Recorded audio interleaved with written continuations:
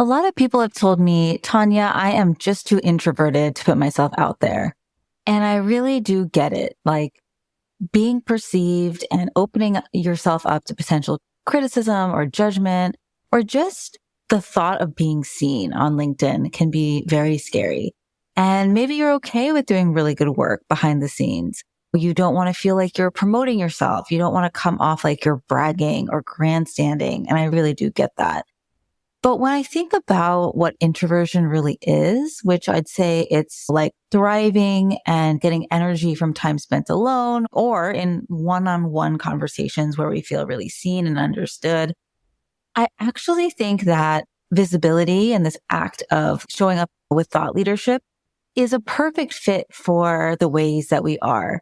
Because actively showing up as a practiced voice, right? As a leader in the work that you do, it includes a lot of time just reflecting and exploring our inner thoughts and tying back experiences we're going through back to our why and building authentic resonance with a small community. Like it's not really about trying to go viral or being the loudest person in the room, but creating safe, nourishing relationships, even if they're just online. Like at this point, a lot of my dear colleagues, friends, relationships are online.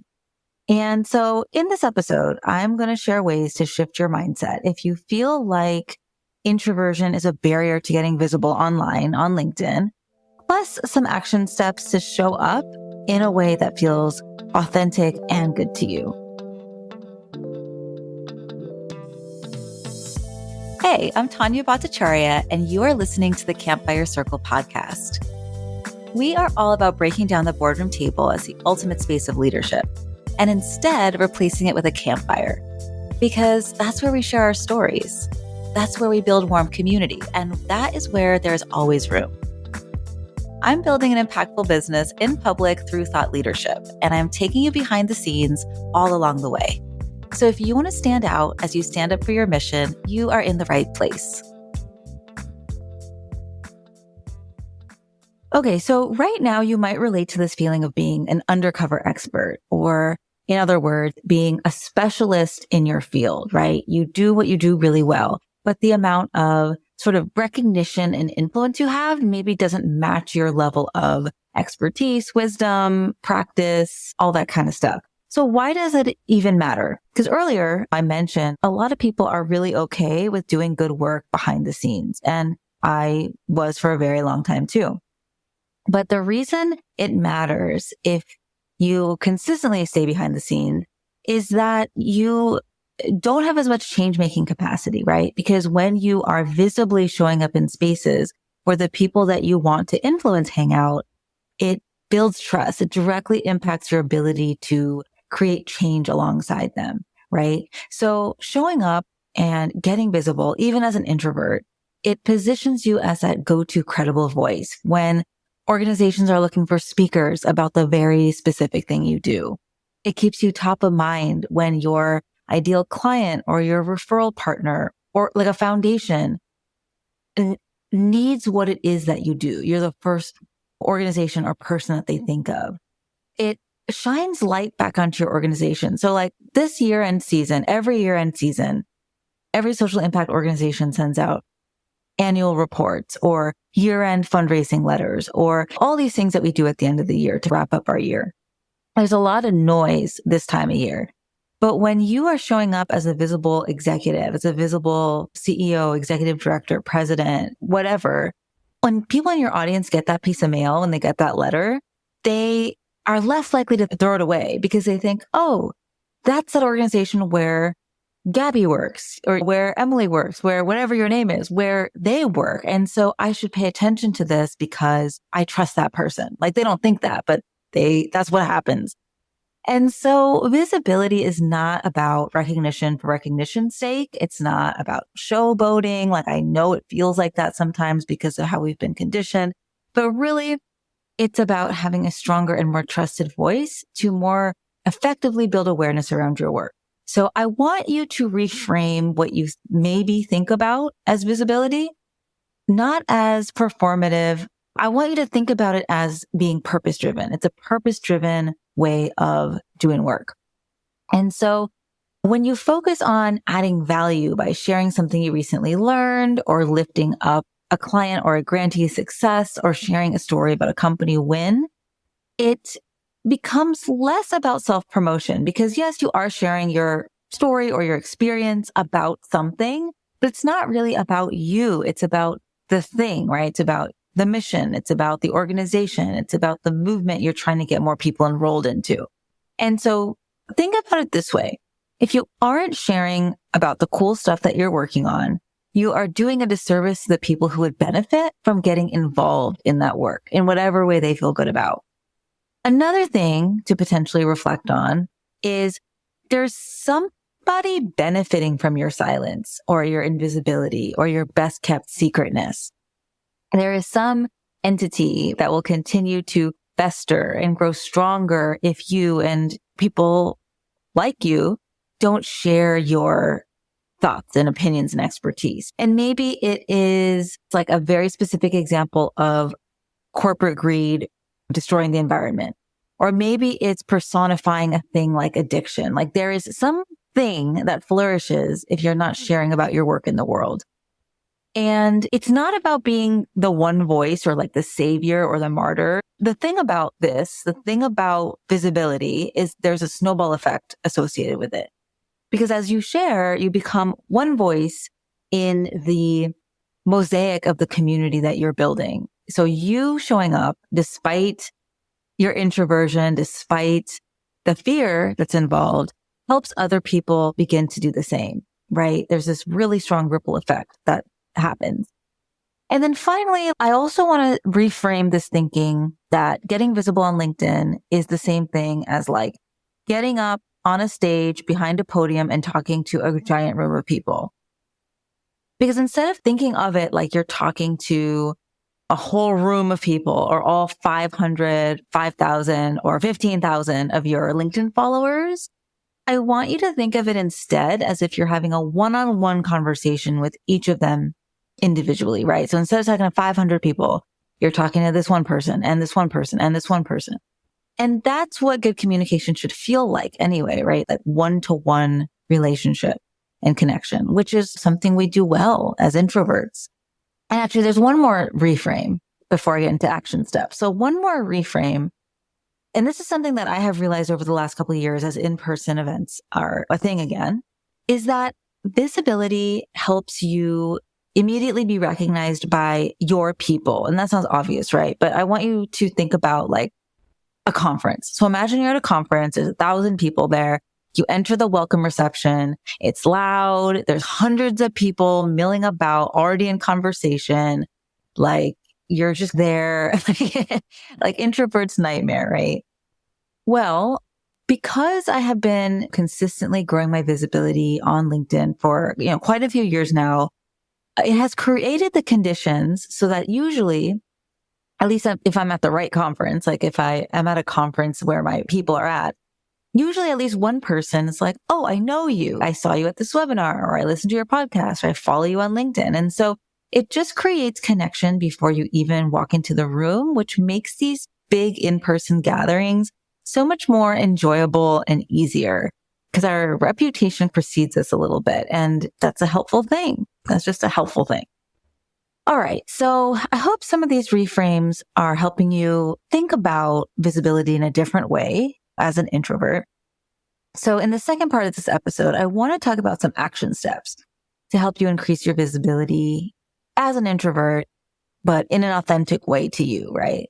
And so the first thing I want you to do is get clear on your reasoning for getting visible in the first place. What is your why? What is your purpose for that?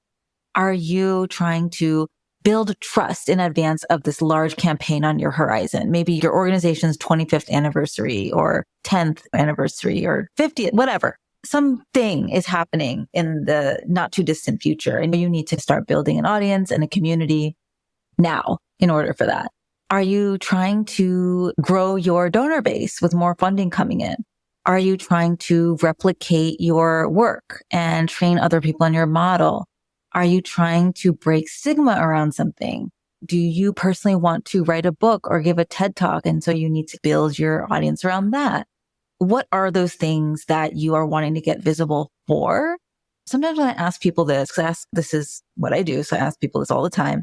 Sometimes people are like, well, I just want more followers, or I would just want more engagement. It's about like KPIs and metrics. But I want you to go beyond that and really think about like, why do you want more followers? What will that do for you and the mission that you represent? And maybe you have a long list of things. And so I want you to really focus on one or two, maybe three.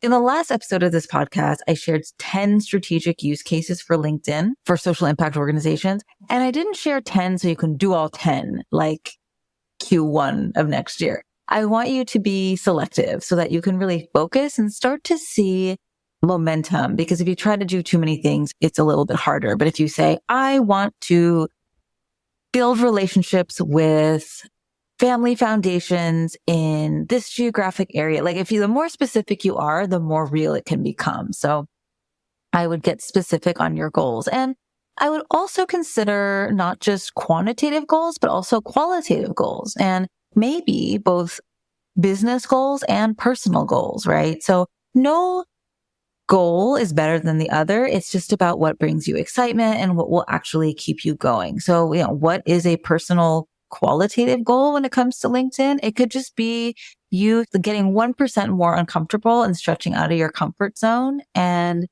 starting to show up when that felt impossible a year ago. And that is a big thing to celebrate. Okay.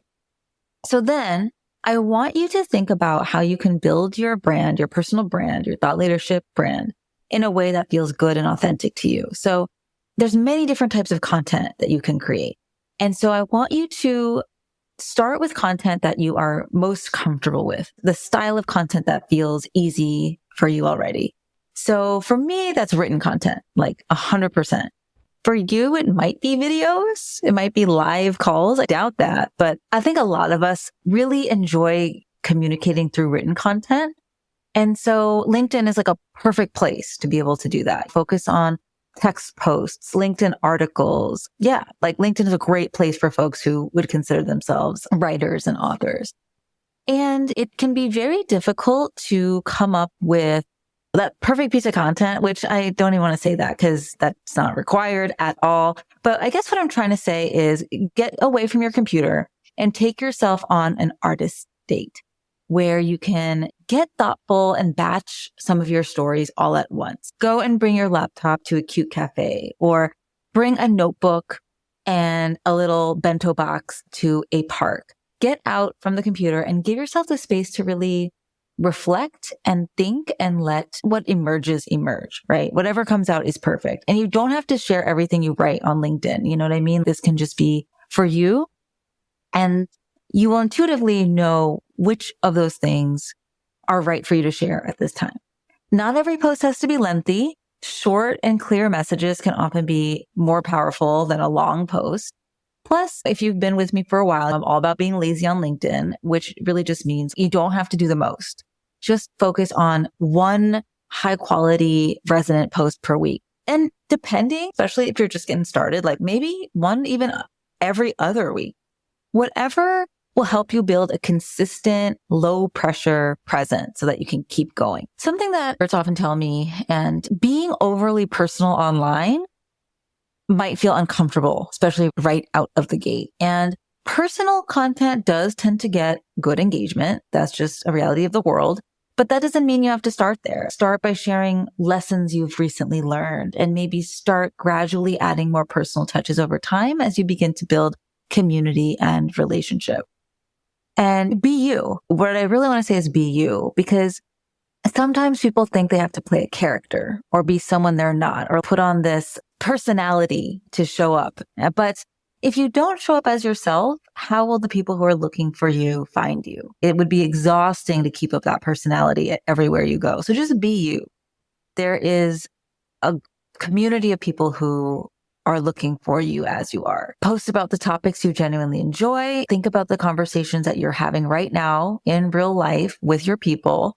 Reflect on the podcasts that you're listening to or the articles that you're reading, and just expand on these things. Expand on these things with your reflections, and you're creating conversation online, much like you would in a very small group or even one-on-one.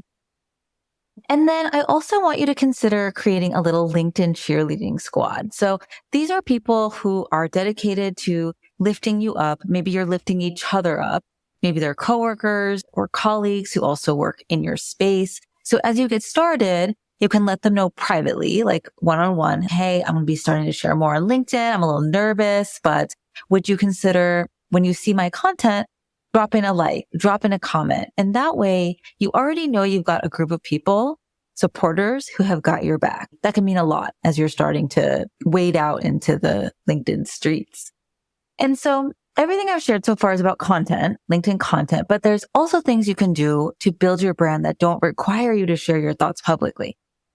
So you can engage with people one-on-one by leaving thoughtful comments and sending direct messages. So this might feel more conversational and again, one-on-one and less like you have this big spotlight on you.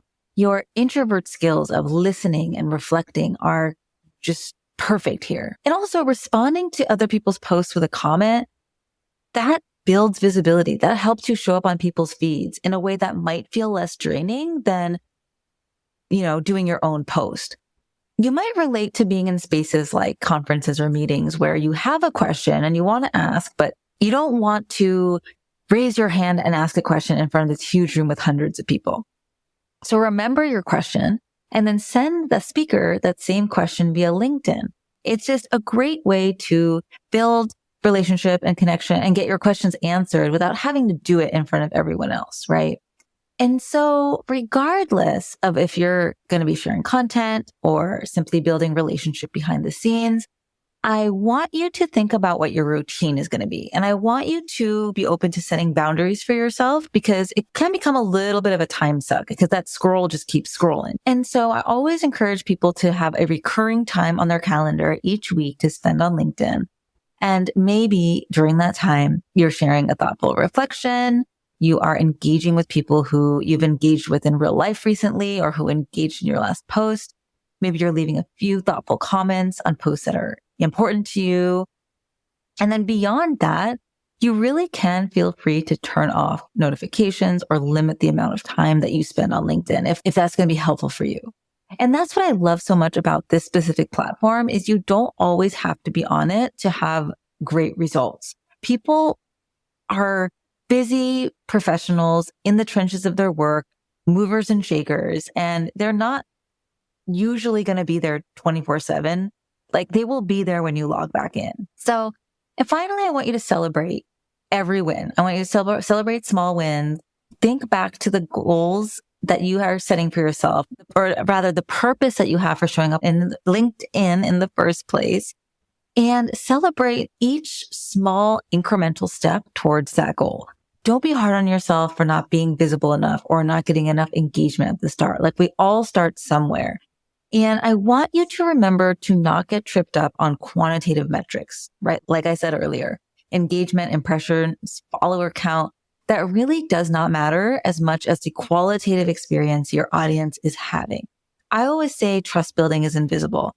Maybe people don't like your post, but they're taking a screenshot or they're forwarding it to a friend or they're emailing it to a colleague and saying, oh, this is something we need to implement. It's planting a seed in their mind. And I talk a lot more about this in another podcast episode called Tracking Resonance Instead of Reach. And that would be a great one to listen to next if that piques your interest. I'll link it in the show notes. But all in all, like you can build a strong network and build your visibility as an introvert from the comfort of your own home. And so if this episode resonated with you, I'd love for you to send me a message on LinkedIn. Let's chat. I am definitely an introvert as well. In fact, I'm an INFJ. And I had another episode where I interviewed a coach, Joy Malik, who only works with INFJs. And there's a couple of great gems for you in that episode too. So I'll link that as well. I can't wait to hear from you. I hope this landed and I'll talk with you next time. Okay, so you've heard from us. Now I want to hear from you. Leaving a review helps us so much in growing our reach and supporting more folks with this podcast. And even better, I would love for you to send me a note on LinkedIn with your takeaways from this episode. I cherish and respond to every message, so I can't wait to hear from you. And if you want to go even deeper, check out the show notes to take your next step.